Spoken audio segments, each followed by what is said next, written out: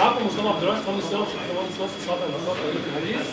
معانا النهارده ماكينة تعبئة وزني وماكينة لحام. المنتج النهائي بتاعنا اللي موجود معانا اهو. احنا بنعبي 100 جرام أو 150 أو 200 لحد 1 كيلو في كيس وبعد كده بنلحمه. يعني زي ما احنا شايفين اهو. بنعبي وبعد كده بنلحم. لو شفنا الماكينة الوزنية اللي معانا اللي موجودة هنا، المكنة دي عبارة عن مكنة وزني، المكنة دي بنقدر نعبي عليها 100 جرام 150 200 300 لحد 1 كيلو. بنبدا نتعامل معاها ازاي؟ لو شفنا طريقه البرمجه بتاعتنا اللي معانا هنا، معانا موجود هنا في 3 شاشات موجودين معانا. اول شاشه دي اللي هي الوزن بتاعنا اللي انا عايزه، يعني انا دلوقتي ظابط على 500 جرام، بمجرد ان انا بضغط هنا بيبدا 500 جرام زي ما احنا شايفين اهو. بحط الكيس معايا مفتوح، بحط الكيس هنا وابدا ان انا اضغط، بينزل لي 500 جرام اللي احنا ايه وزنناها. عندي الادوس هنا اللي انا بحط فيه الكميه بتاعتي.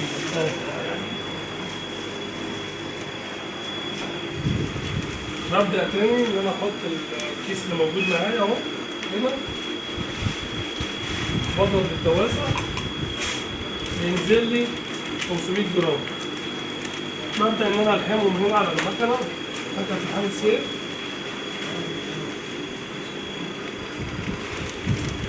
بنعمل اللحام بالطريقه دي.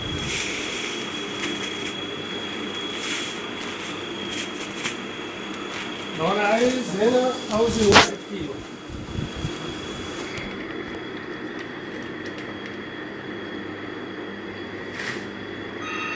ببدا ان انا ارفع ال 500 دي ل 1 كيلو كامل. ابدا ارفع من هنا، انا بقدر اتحكم من اول 10 جرام ل 1 كيلو. مجرد ان انا بضغط هنا برفع الايه الوزن معايا.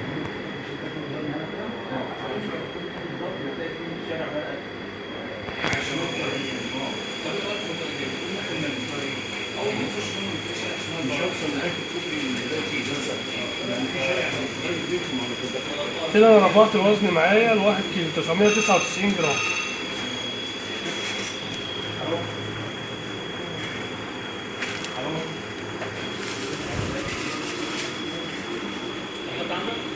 هبدا ان انا اشتغل، بتبدا تعدل. مجرد ان انا دوست على الدواسه تبدا تعدل.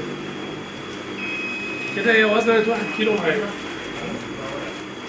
بضغط هنا نزل 1 كيلو، 1 كيلو كامل. وانا وزنت عليها 500 500 ودي 1 كيلو.